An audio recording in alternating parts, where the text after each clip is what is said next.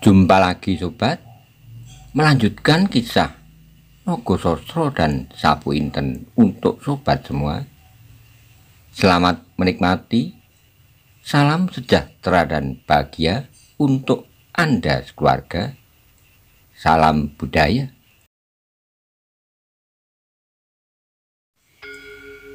Pada episode sebelumnya dikisahkan Panembahan Ismoyo, Maiso Jenar, dan Aryo Saloko berada di padang ilalang untuk mengetahui siapakah yang telah mendirikan kemah-kemah di sana.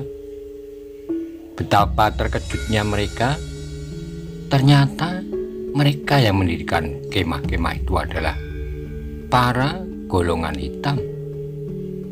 Bagaimana kisah selanjutnya? Simak bersama-sama. "Kenapa urusanku?" tanya istri Simorudro. "Banyak sebabnya," jawab Joko Suko yang berwajah tampan itu. "Pertama, Simorudro adalah ayahmu, karena itu permintaanmu akan mendapat perhatiannya. Kedua, Bugel Kaliki adalah sahabat ayahmu. Dan ketiga, kau yang minta aku mengawinimu." Potong istri Simorudro terkejut. "Siapa bilang aku minta kau mengawini aku? Lalu apa maksudmu menyeret aku kemari serta segala macam tingkah lakumu yang aneh-aneh itu?" tanya Joko Suko keheran-heranan. Sekali lagi tertawa nyaring yang mengerikan itu meluncur dari mulut harimau betina liar Gunung Tidar itu. Jawabnya, "Suko, kau benar-benar telah berubah menjadi seorang yang alim. Coba katakan kepadaku, pernahkah kau mengawini segenap perempuan yang kau kumpulkan di Nusa Kambangan? Sekarang kau tak usah berpura-pura. Aku juga tidak. Kita tidak usah mengikat diri dengan cara apapun, sebab itu hanya akan menertawakan orang dan mengurangi kemerdekaan kita masing-masing." "Gila," gerutu Joko Suko. "Ternyata kau jauh lebih liar dari dugaanku. Tapi bagaimanapun juga bentuk hubungan kita. Namun syaratku tetap, kau harus membawa gadis itu kepadaku. Terserah cara yang akan kau tempuh. Kau terlalu menyakitkan hatiku, tapi aku tidak akan marah kepadamu. Jangan takut. Gadis itu akan kutangkap dan akan kujadikan umpan untuk memancingmu." Lalu suara itu disusul oleh suara tawa dengan nada tinggi yang sangat menyakitkan telinga, yang semakin lama semakin menjauh dan ternyata kemudian memasuki kemah yang agak lebih besar dari kemah-kemah yang lain. Mendengar percakapan itu, hati Maiso Jenar seperti tertusuk sembilu. Ketika ia menoleh ke arah Panembahan Ismoyo, orang tua itu menggigil seperti orang kedinginan. Terdengar suaranya yang lemah gemetar. "Ya ampun, ada juga manusia-manusia semacam itu di dunia ini." "Itulah pimpinan mereka," sahut Maiso Jenar. "Adakah Panembahan merasa bahwa orang-orang semacam itu dapat diajak berbicara?"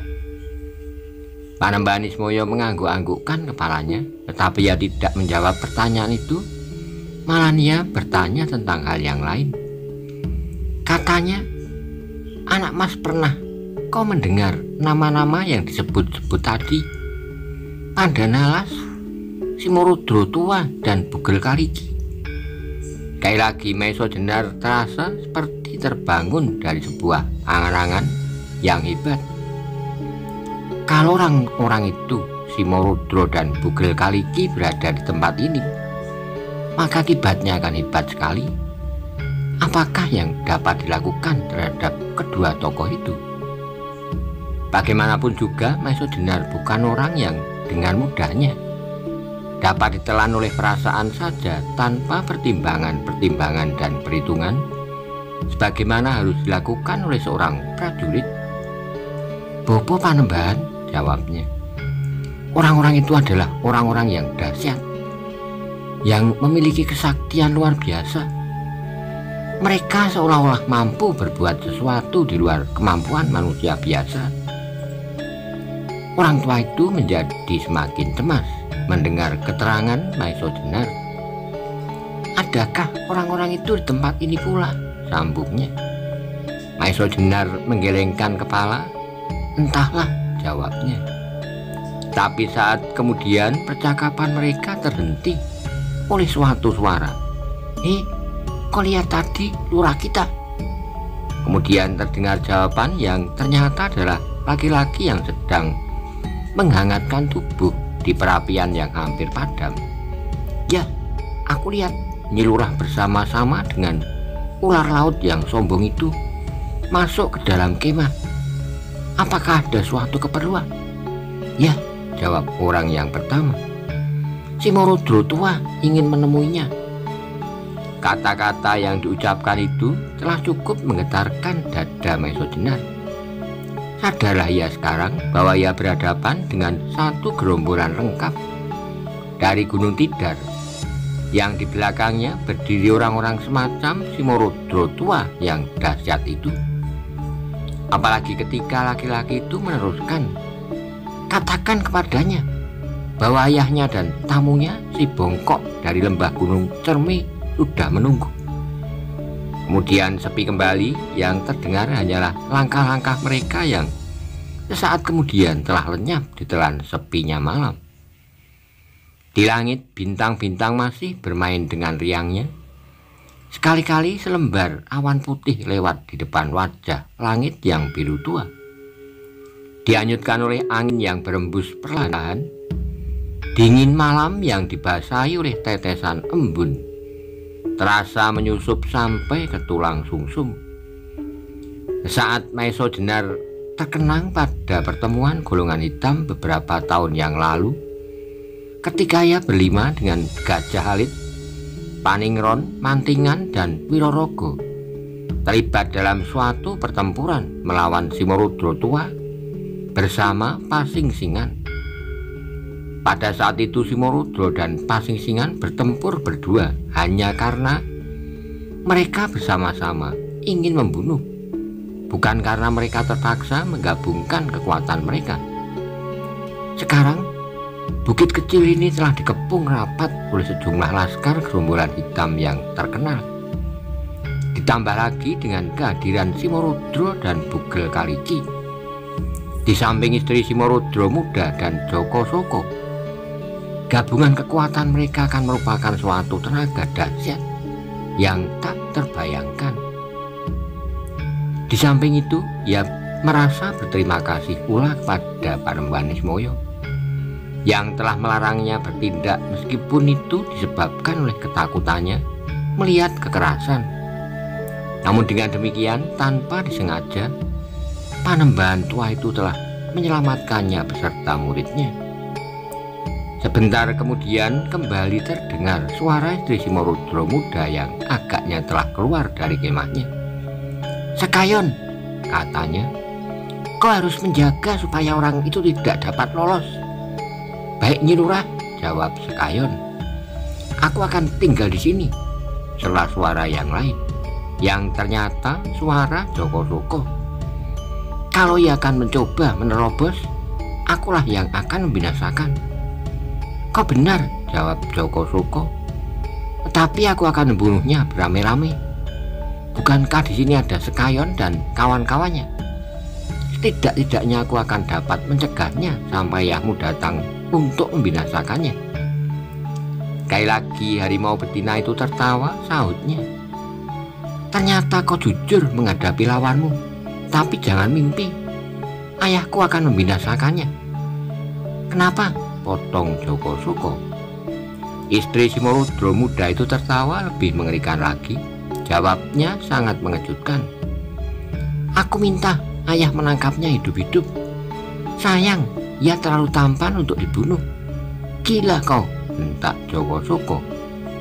Dan bersamaan dengan itu dada Maesa Jenar serasa akan pecah. Tubuhnya menggigil menahan kemuaan hatinya. Hampir ia kehilangan pengamatan diri kalau ia tidak mendengar Panembahan tua itu berdesis. Adakah si Morodro ayah perempuan itu? Maiso Jenar mengangguk tetapi giginya gemeretak. Sementara itu terdengar suara perempuan itu semakin memuakkan. Jangan cemburu, Joko Soko. Aku juga tidak cemburu ketika kau ajukan syarat untuk menangkap gadis anak tiriku itu. Dan jangan kira aku tidak tahu bahwa aku akan kau jadikan alat saja, dan sesudah itu akan kau lempar jauh-jauh. Tetapi kau tidak dapat melakukan itu. Ayahku akan mencekikmu bersama-sama dengan Pandanalas, kecuali kalau itu atas kehendakku. Gila kau, pergilah ke ayahmu. Aku tidak medulikan apa yang akan kau lakukan. Tapi ingat, sementara kau perlukan aku, syarat itu harus kau penuhi, jawab Joko Soko. Terdengar kembali suara tertawa iblis betina itu, semakin lama semakin jauh dan kemudian hilang di kejauhan. Pertunjukan yang dahsyat dan memuakkan itu telah berakhir. Namun Panembahan tua itu masih menggigil. Sedang dada Maiso Jenar dan Aryo Saloko merasa sesak oleh kemarahan dan kemuakan yang meluap-luap. Anak mas, bisik Panembahan Ismoyo, sungguh mengerikan. Panembahan, jawab Maiso Jenar. Aku kira lebih baik Panembahan kembali ke Padepokan. Agaknya di sini terlalu berbahaya bagi Bopo. Oh Gen, sahut Panembahan itu. Aku tidak dapat berjalan sendiri. Tubuhku tiba-tiba jadi lemas, seperti segenap otot bayuku dilolosi. Karena itu Sudilanggir berdua menuntunku mendaki bukit kecil ini. Maiso Jenar tak dapat menolak permintaan, meskipun ia sebenarnya masih ingin mengetahui lebih banyak lagi tentang kekuatan Laskar Gunung Tidar. Karena itu maka perlahan-lahan mereka menggeser semakin dalam, menyusup semak-semak dan batang ilalang, untuk kemudian membantu Panembahan tua itu kembali ke Padepokan di atas bukit. Tak ada yang mereka percakapkan sepanjang jalan. Angan-angan mereka masing-masing dicekam oleh kengerian dengan alasan yang berbeda-beda. Dan karena itu pula lah maka Maiso Jenar dan Aryo Saloko seterusnya sama sekali tak dapat memejamkan mata sekejap pun. Meskipun mereka menghendaki, pikiran mereka menjadi kalut tak karuan. Di samping itu Maiso Jenar pun harus berpikir pula, bagaimanakah sebaiknya ia menghadapi iblis-iblis yang berkumpul di sekitar bukit kecil itu. Menilik persiapan mereka, maka sudah dapat dipastikan bahwa mereka akan melakukan pengepungan itu untuk waktu yang lama. Bagaimanapun juga orang-orang dari Gunung Tidar tidak mau menganggap Maiso Jenar sebagai seorang yang tak berdaya menghadapi mereka. Lebih-lebih lagi setelah Maiso Jenar mendengar percakapan Joko Soko dengan janda si Morodro. Tanpa diketahuinya, bulu kuduknya meremang. Ia sama sekali tidak takut menghadapi kemungkinan yang paling berbahaya sekalipun. Namun terhadap iblis betina itu ia merasa ngeri. Karena itulah dihabiskannya sisa malam itu dengan hati yang berdebar-debar. Pada pagi harinya, sesaat setelah matahari terbit, datanglah Jatirono ke pondok Maiso Jenar untuk menyampaikan undangan Panembahan Ismoyo. Maiso Jenar merasa bahwa ada hal yang penting yang akan dibicarakan. Karena itu setelah membersihkan diri bersama-sama dengan Aryo Saloko, ia pergi menghadap. Anak mas, kata Panembahan itu kemudian, agaknya keadaan sangat gawat bagi anak mas.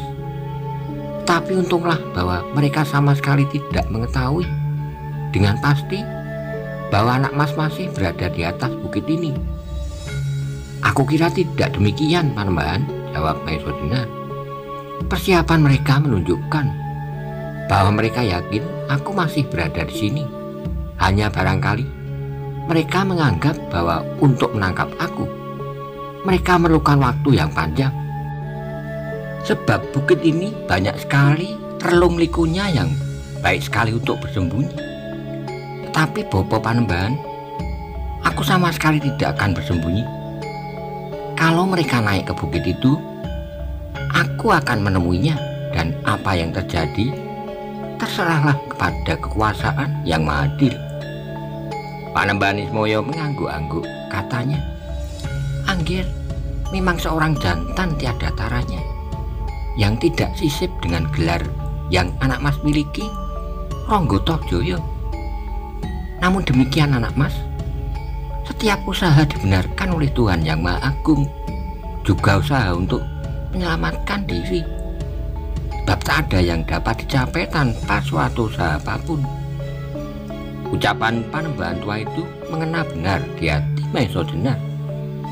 Benarnya ia pun sependapat dengan pikiran itu, bahkan menurut perhitungannya, ia pun seharusnya berbuat demikian pula. Tetapi dengan demikian Panembahan Ismoyo akan mengalami akibatnya. Tidak-tidaknya bukit kecil yang telah dipeliharanya dengan baik itu akan dibongkar oleh rombongan gunung Tidar yang akan mencarinya. Panembahan, jawab Maiso Jenar, pendapat Bopo adalah benar sekali. Tetapi aku tidak mau menyulitkan Panembahan karena kehadiranku di sini. Sebelum aku ditemukan, mereka pasti akan mengaduk padepokan ini. Bahkan tidak mustahil kalau Panembahan akan mengalami hal-hal yang tidak diharapkan. Karena itu biarlah mereka menemukan diriku tanpa banyak kesulitan. Karena persoalannya adalah persoalanku dan sama sekali tidak bersangkut dengan Panembahan. Karena aku menghadap kemari, itulah sebabnya, maka bukit kecil yang tenang dan damai ini mengalami kegoncangan. Karena itu bahkan aku tidak akan menunggu mereka naik. Akulah yang akan berusaha kalau mungkin menerobos kepungan mereka. Sekali lagi Panembahan tua itu memancarkan pandangan kekaguman. Maka katanya, sekali lagi aku menghormati kejantanan anak mas. Namun meskipun demikian, berilah aku kesempatan berlaku sebagai tuan rumah yang baik. Aku harap anak mas tidak menolak permintaanku, supaya aku tidak merasa sedih. Bukankah aku yang menahan anak mas supaya tinggal di bukit ini untuk beberapa lama? Nah, kalau demikian aku akan menunjukkan sebuah jalan. Sebab menurut pendapatku, setelah aku mendengar keterangan dari anak mas malam tadi, sulitlah untuk menerobos kepungan mereka. Meskipun aku tahu benar maksud anak mas, bahwa dengan demikian orang-orang itu tidak lagi akan mendaki bukit ini. Dan anak mas telah mengatakan pula bahwa mereka tidak akan tergesa-gesa bertindak. Anak mas, lanjut Panembahan Ismoyo, di lereng sebelah selatan bukit ini ada sebuah gua. Aku tidak tahu siapakah yang telah membuatnya, atau barangkali hasil perbuatan alam. Gua itu ditakbiri sebuah gerumbul yang cukup besar. Di situ anak mas dapat menyembunyikan diri dengan aman. Aku yakin bahwa tak seorang pun dapat menemukan mulut gua itu. Mendengar keterangan Panembahan Ismoyo, Maiso Jenar menjadi terharu. Rupa-rupanya ia akan mempertanggungjawabkan segala sesuatu mengenai dirinya. Hanya karena Panembahan tua itu telah menahannya untuk tetap tinggal di bukit kecil itu. Panembahan, jawab Maiso Jenar, aku tidak akan dibenarkan oleh perasaanku. Seandainya aku berbuat demikian, dan adakah Panembahan telah memperhitungkan kemungkinan-kemungkinan yang bisa terjadi?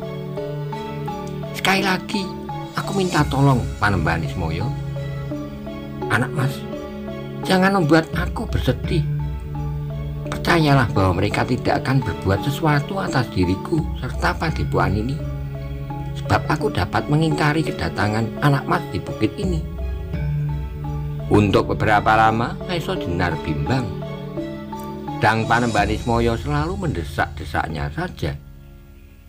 Panembahan, akhirnya Maiso Jenar berkata, memang tidak sepantasnya aku menolak, tetapi bagaimanapun juga aku ingin supaya aku tidak menyulitkan Bopo Panembahan.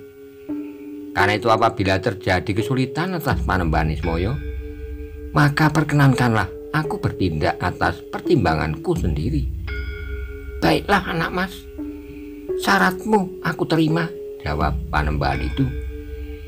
Setelah itu kemudian Panembahan Ismoyo merintahkan kepada cantrik-cantriknya untuk menyediakan perbekalan, sebab Maiso Jenar akan tinggal di dalam gua itu untuk waktu yang tidak tertentu. Demikianlah pada hari itu Maiso Jenar dan Aryo Saloka diantar oleh seorang cantrik pergi ke gua di lereng selatan bukit kecil itu. Setelah menyibakkan sebuah gerumbul yang cukup lebat, nampaklah di hadapan mereka sebuah mulut gua yang kecil. Seseorang hanya dapat masukinya dengan merangkak. Di dalam gua itulah kami bisa bermain-main, kata cantrik yang mengantarkan itu. Maiso Jenar agak terkejut. Kalian bermain-main di dalam gua ini? Ya, jawab cantrik itu. Di dalam gua itu terdapat sebuah lorong yang tembus ke atas. Dari situlah sinar matahari menerangi bagian dalam gua ini. Kemanakah lubang gua ini tembus? Tanya Maiso Jenar. Kami tidak tahu, jawab cantrik itu. Kami belum pernah menyusurnya jauh ke dalam. Sebab di ujung sebelah dalam gua itu gelap sekali. Setelah itu maka masuklah cantrik itu ke dalam gua sambil membawa beberapa macam bekal. Setelah itu baru Maiso Jenar dan Aryo Saloka merangkak masuk. Memang sebenarnya lah di dalam gua itu agak ke dalam, nampak sinar jatuh dari lubang di atas.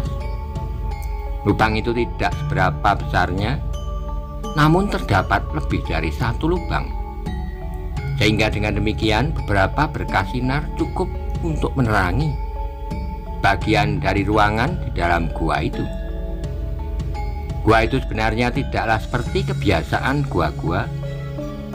Lantainya licin bersih, dan yang lebih menyenangkan lagi, di dalam gua itu terdapat sebuah bali-bali bambu. Agaknya para cantrik yang sering bermain-main di dalam gua itu telah membuatnya sebuah bali-bali di dalam. Nah Tuhan, kata cantrik itu kemudian, sekarang perkenankanlah aku meninggalkan Tuhan. Setiap kali aku akan dapat kemari untuk menengok perbekalan Tuhan.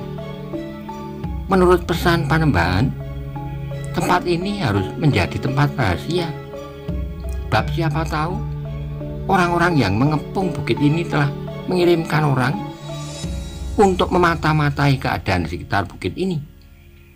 Kalau aku terlalu sering datang kemari atau Tuhan keluar dari gua ini, jangan-jangan orang-orang mereka dapat melihatnya. Pergilah, jawab Maiso Jenar. Berilah kami kabar apabila terjadi sesuatu atas padepokan ini. Lebih-lebih Bopo Panembahan. Cantrik itu mengangguk hormat. Pesan Tuhan akan kami laksanakan dengan baik, katanya. Kemudian pergilah ia keluar lewat lubang sempit itu, dan seterusnya menyibakkan daun-daun gerumbul yang menutupi lubang gua itu. Untuk beberapa saat Maiso Jenar dan Aryo Saloka mengamati dinding gua itu, dan kemudian mereka menemukan suatu ruangan yang agak lebar dengan lubang-lubang pula di atasnya.